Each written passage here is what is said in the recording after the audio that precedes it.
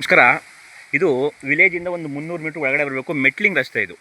ಈ ಮೆಟ್ಲಿಂಗ್ಗೆ ಅಟ್ಯಾಚ್ ಆದಂಗೆ 2 ಕಡೆ ಜಮೀನು ಬರುತ್ತೆ. ಟೋಟಲ್ 8 ಎಕರೆ, 6.5 ಎಕರೆ RTC ಬರುತ್ತೆ, 1.5 ಎಕರೆ ಒತ್ತುವರಿ.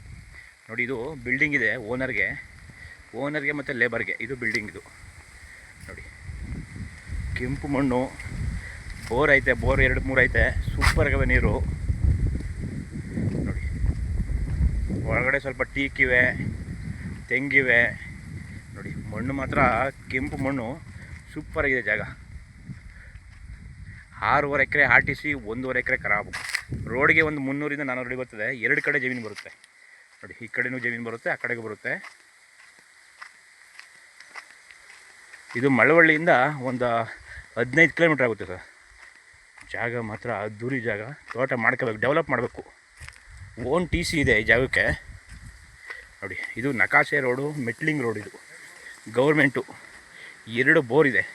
ತೆಂಗು 2ರಿಂದ ಒಂದು 50ರಿಂದ ಒಂದು 70-80 ಬರ್ಬೋದು ನೋಡಿ. ಮಣ್ಣು ಕೆಂಪು ಮಣ್ಣು ಇದು ನೋಡಿ. ಹೆಂಗಿದೆ ಮಣ್ಣು, ಫುಲ್ಲು ಅದ್ಬಸ್ತಾಗಿ ಸುತ್ತ ಪಿಂಚಿನ್ ಮಾಡಿದ್ದಾರೆ ನೋಡಿ. ಓನ್ TC, ಈ ಜಮೀನಿಗೆ ಓನ್ TC ಇದೆ.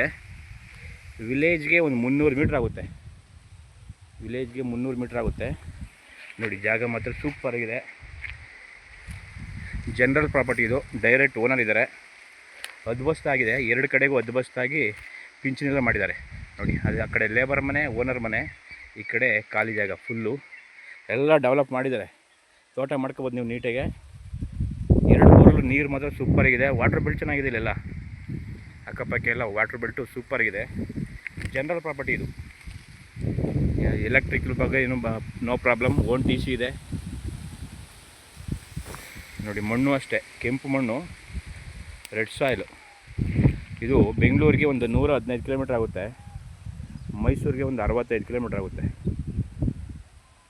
ಪ್ರಾಪರ್ಟಿ ಮಾತ್ರ ಸೂಪರಾಗೈತೆ. Okay, thank you.